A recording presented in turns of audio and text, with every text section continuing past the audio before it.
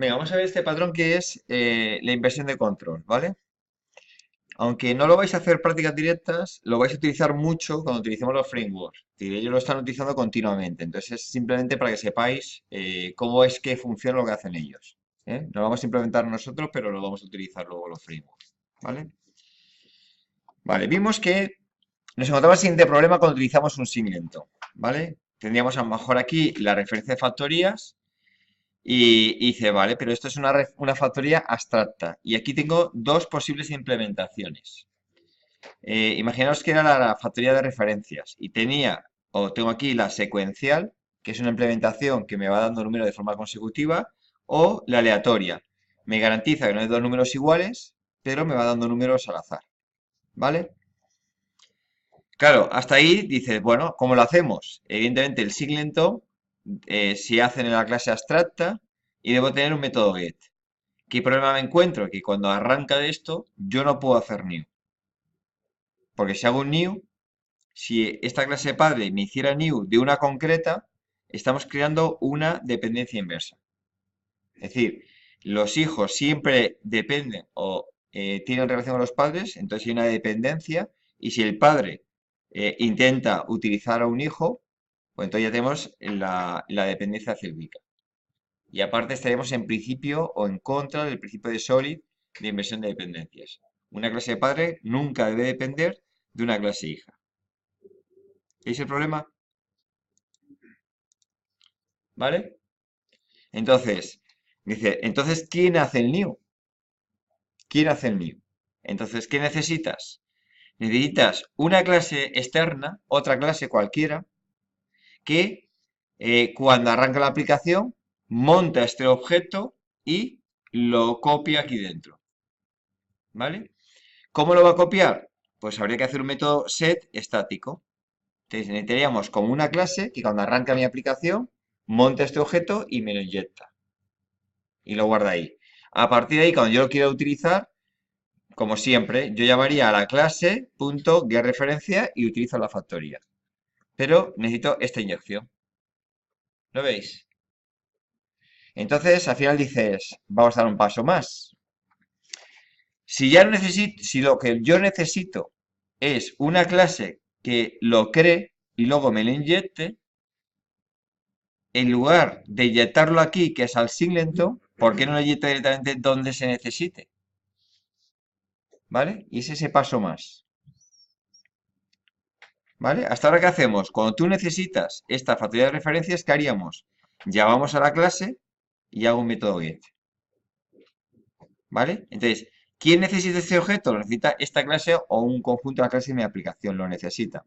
Pues en lugar de hacer esto, dice, bueno, ¿por qué no hacemos un paso más? Y es, si yo lo necesito, ¿por qué no me lo das directamente a mí? En lugar de yo tener que buscarlo en un sitio dado. ¿Veis ese paso más? ¿Qué me va a ocurrir? Evidentemente, este inyector se me complica. Claro, hacer una inyección para que inyecte los datos todo donde se necesita es averiguar clase por clase quién lo necesita y en qué momento lo necesita.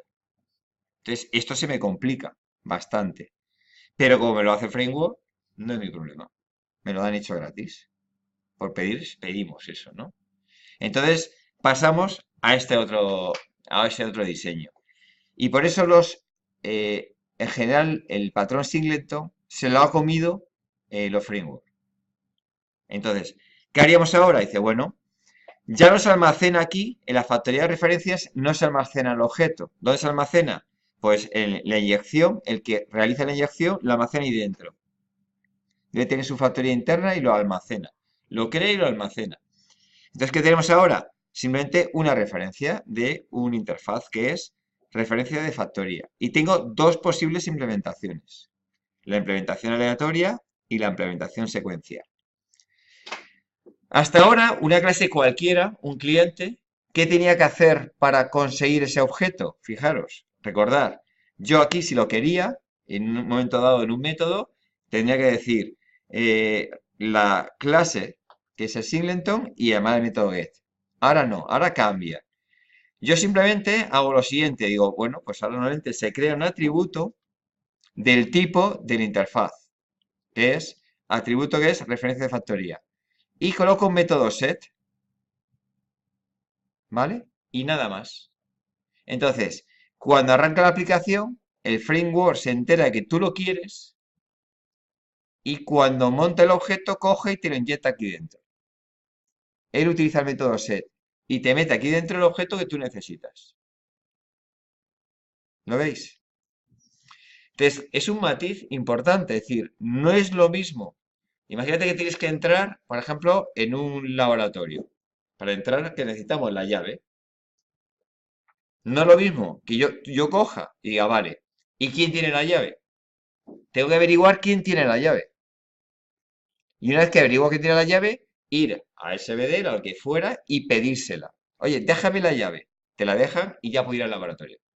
Ah, si yo tengo interés en entrar al laboratorio, yo me pongo aquí una banderita que dice, quiero entrar al laboratorio 3 y me paseo. Y de pronto, cuando llego al laboratorio, aparece la llave en mi bolsillo y ya abro. ¿Cuál ha sido la ventaja? Que no tengo que saber quién almacena ese objeto. En cambio, en el caso anterior, yo tenía que saber que esta clase lo guardaba. ¿Lo veis? En cambio aquí, no. Yo digo, yo quiero la llave de tal sitio. Pero no quiero saber quién lo almacena, no quiero buscarlo. Entonces hago un método set. Claro, ¿qué me queda? ¿Cómo decirle al framework que yo estoy interesado? ¿Cómo me saca esta banderita que es quiero esa llave? ¿No?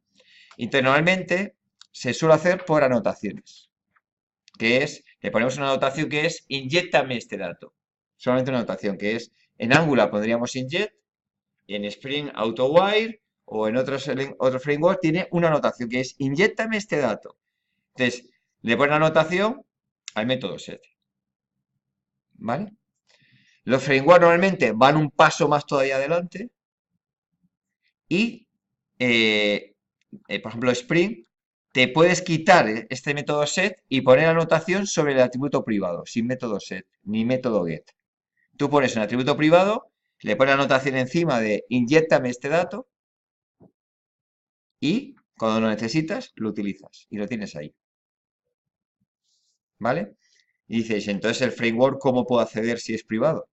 Pues lo hace por metaprogramación. Digamos que rompe, entra por la puerta trasera y rompe toda la seguridad de la clase y entra y te lo da. Pero como es un framework, se lo permitimos. ¿Lo veis? Y consigo eso, es decir, entonces dice, ya, pero entonces, ¿para qué esto?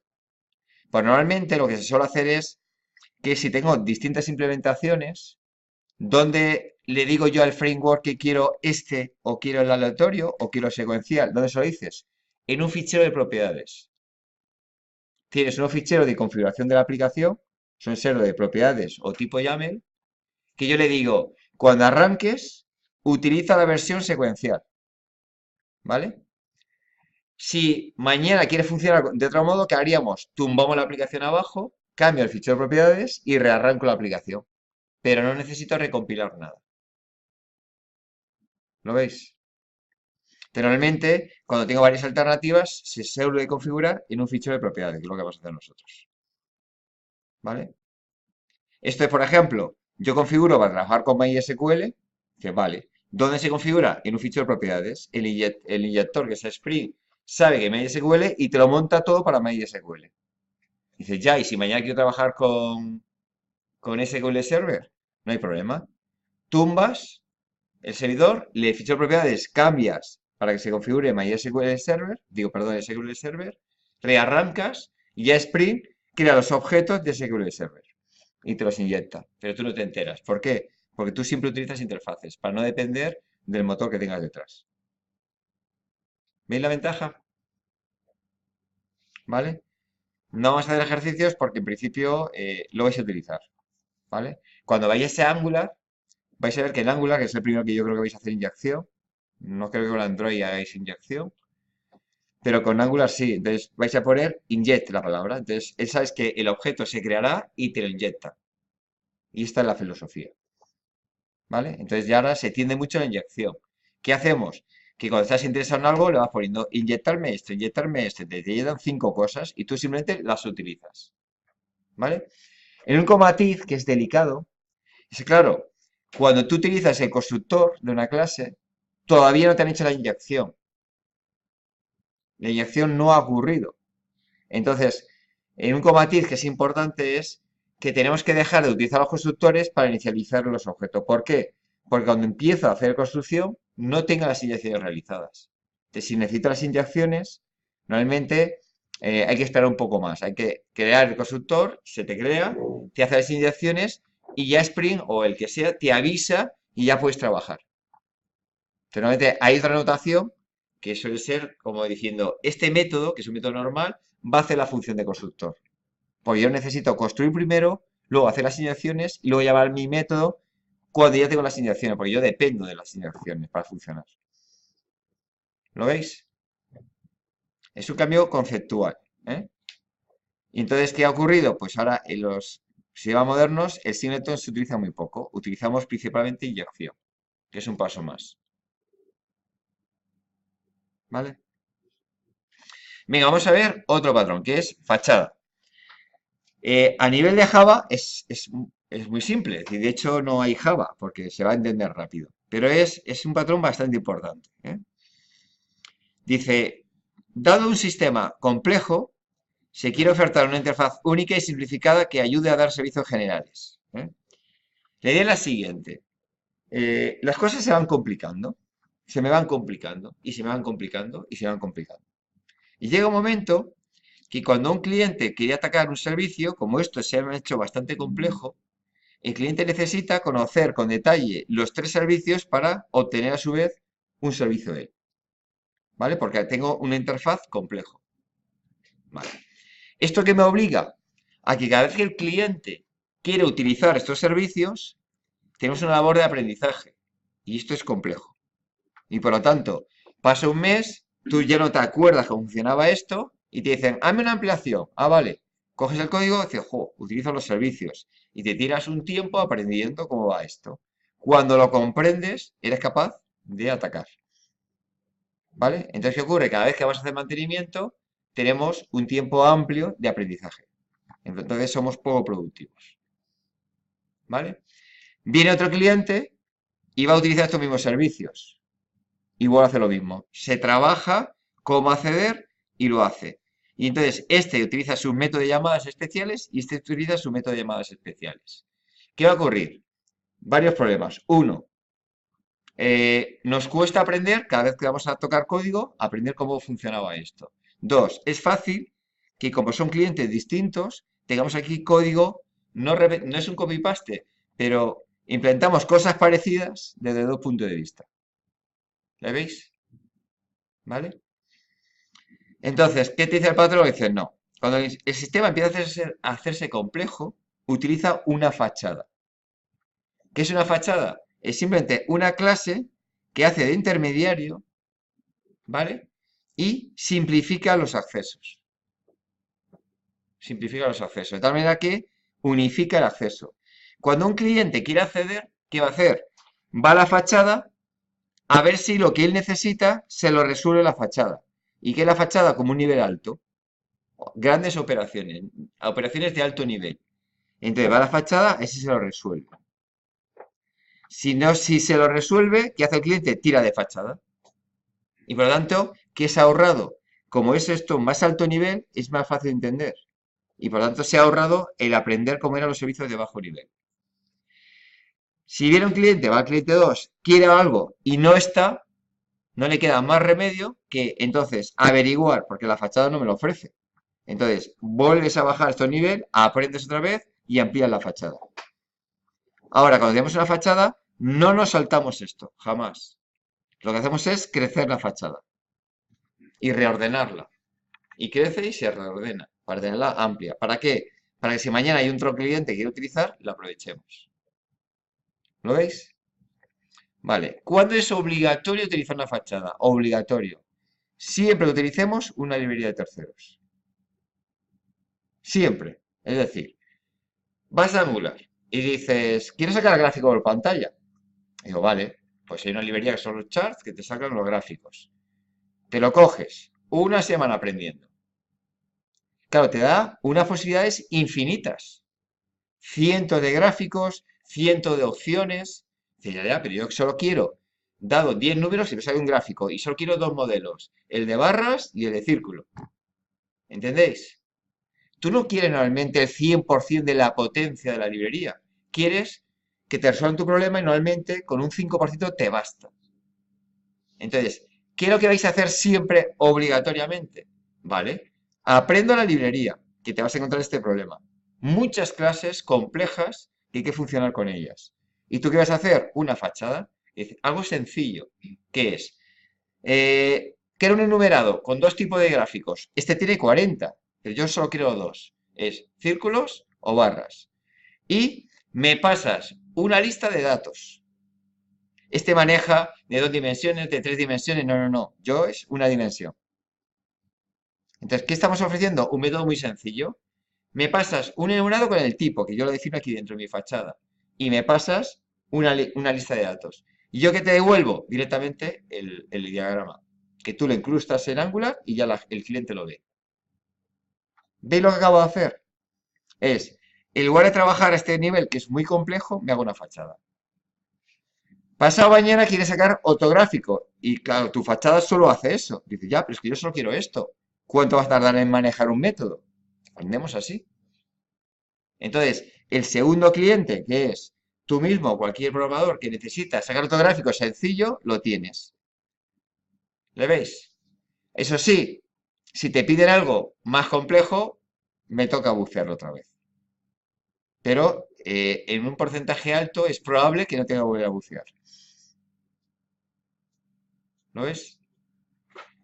Dos, también porque es importante, porque tendéis, si no hacéis esto, tendéis, sin daros cuenta, a, en una clase que no tiene nada que ver con impresión gráfica, a incrustarle los accesos de esta clase. Entonces, al final, sin querer, metes doble responsabilidad. La clase tuya, que era un componente de Angular de un tema, y se acaba, tienes que ir a hacer llamadas a clases de un interfaz gráfico. Y al final que estás haciendo una clase demasiado compleja, difícil de tocar. En cambio, si haces una clase fachada, tu clase es esta, sigue siendo muy sencilla, como mucho llama a la fachada y la fachada llama a los servicios de impresión. ¿Vale? En el TPV, cuando dijimos que pasó mucha gente, el PDF, dices, había que sacar cosas por PDF. Y dices, claro, ¿y eso cómo lo hago? Sencillo, te dejas una librería de PDF, aprendes a manejarla y ya sabes sacar el PDF. Dices, vale, ¿qué ocurrió? Que, claro, se le ocurre a uno y hace un PDF para sacar tickets. Y le dices a la factura, quiero PDFs. Entonces, claro, la factura que hacía se curraba el acceso a PDF. No. Hazme una fachada y dice, a ver, un PDF, yo no quiero un PDF que tenga de todo. Porque yo que tengo un párrafo resaltado, a lo mejor una tabla y una despedida. No tengo nada más. Pues me hago tres métodos que es, añádame un párrafo resaltado, añádame una tabla y añádame una despedida. ¿Y la tabla qué te pido? Pues dice, bueno, pues la tabla puede ser o una clase tipo tabla, que es una cabecera y tal, o simplemente me das una lista. Y yo la lista te la pongo en modo tabla. O un mapa y te lo pongo en modo tabla. Si yo me curro una colección, tú me mandas una colección estándar y yo me lo curro. La fachada lo que busca es simplificar a los clientes. Entonces, no le pides al cliente tampoco cosas complicadas. Para hacer una tabla, ¿qué le podríamos pedir? Pues una lista con la cabecera y el mapa con el contenido. Pero no le pidas y dame también tu tamaño. No, no, ya lo averiguo. Yo cojo el mapa, veo qué tamaño tiene y lo averiguo. No, no hace falta que me informe del tamaño de la tabla. ¿Le veis? Entonces dices, entonces, ¿en qué se reduce? Saca un PDF. En crear un mapa, llamar a un método, se lo paso y me devuelve un PDF por arte de magia. Eso es una fachada. Entonces, siempre que utilicéis librería de terceros, siempre una fachada. Porque si no, sin daros cuenta, lo vais a incrustar con vuestro código inmanejable. ¿Veis el problema? ¿Vale? Venga, estos dos son conceptuales, como veis, y simplemente recordarlo. Librería, fachada. Y una fachada simplemente es una simplificación, ¿eh? Y claro, me preguntaron el fin de semana, dice, bueno, ¿y qué pasa si esta fachada empieza a crecer, a crecer, a crecer y acabas con muchos métodos? Pues haces varias clases de fachada, vas partiendo. Dice, ya, ya, pero ¿y si empieza a crecer y quieres hacer un funcional a tal nivel? Le metes otra fachada delante. Si esto va creciendo y después de 3 años desarrollando, la fachada se ha convertido en 12 clases, como dice, vale, pues hace una fachada de hiper alto nivel. ¿Lo veis? Y esto no tiene límite. ¿Qué buscamos siempre? Reciclar, que cuanto menos baje, mejor. Pensar que cuando hacemos mantenimiento, lo primero que tenemos que hacer es entender el código. Si no, no podremos ampliar. Entonces, cuanto más rápido sea, que cuanto más rápido nos situamos en el código, mejor lo podremos tocar. Porque hasta ahora, normalmente que habéis hecho siempre, partir de cero, ¿no? General. Pero es que esa no es la realidad. En una empresa, lo normal es que siempre tocas un código que ya existe.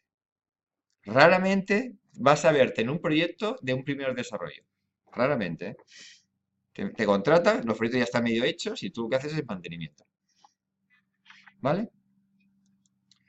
Venga, vamos a ver otro patrón. Este es la factoría abstracta. ¿Vale? Factoría abstracta. También conocido como kit. ¿Vale? ¿Cuál es el propósito de este patrón? Es proporcionar una interfaz para crear familias de objetos relacionados.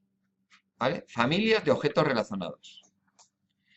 Fijaros que es una factoría, ¿no veis? ¿No? ¿Vale? Es factoría, utiliza la palabra factoría. ¿Qué era una factoría realmente? Era un gestor de objetos que podía crear o solo gestionar. ¿Vale?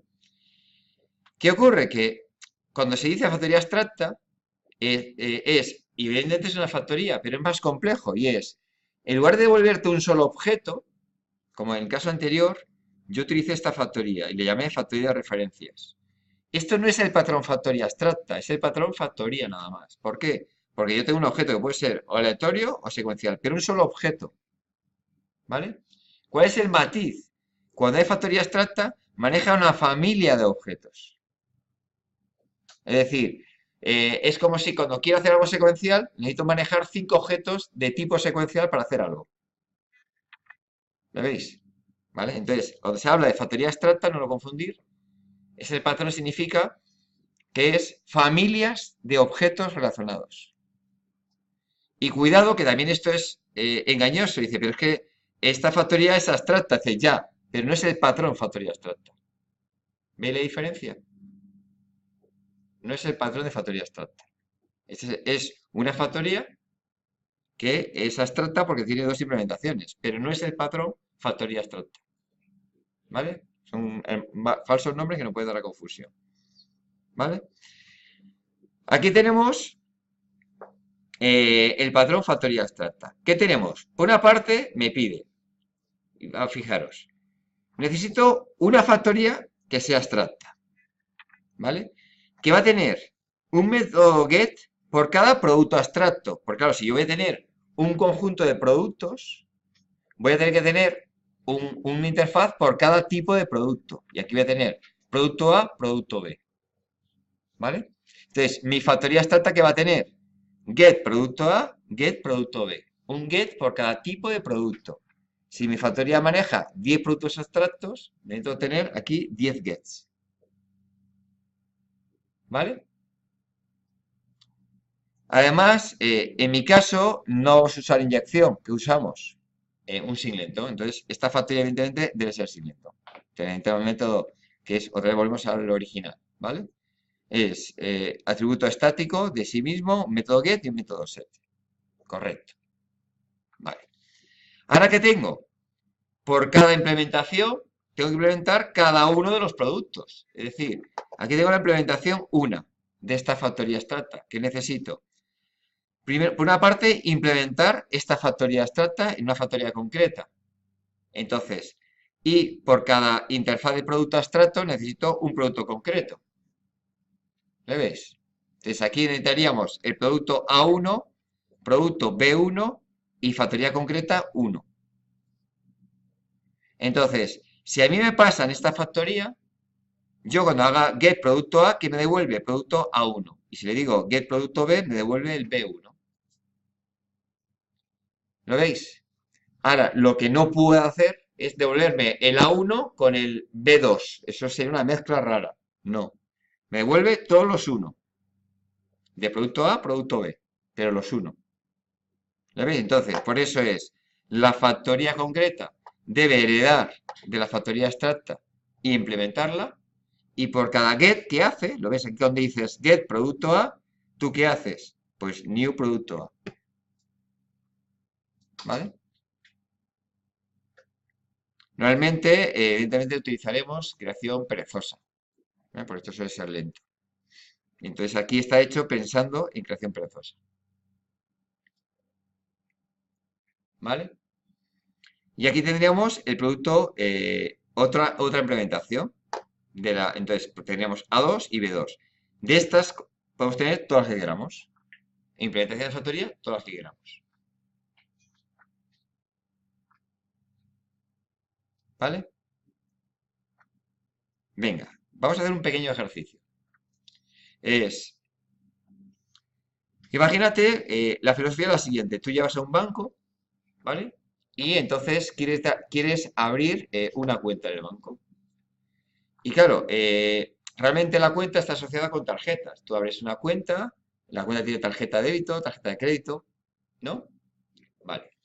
Pero el operario del banco mira tu perfil y dice, a ver, ¿qué perfil tienes? Si eres un joven, eres tipo cuenta 10 o tipo oro. ¿Cómo saca este perfil? Dice, bueno, pues si no tienes ingresos, te puedo sacar una cuenta joven. Si tienes ingresos medios, te puedo sacar una cuenta tipo 10. Si ganas más de una cantidad, ya te puedo sacar una cuenta tipo oro.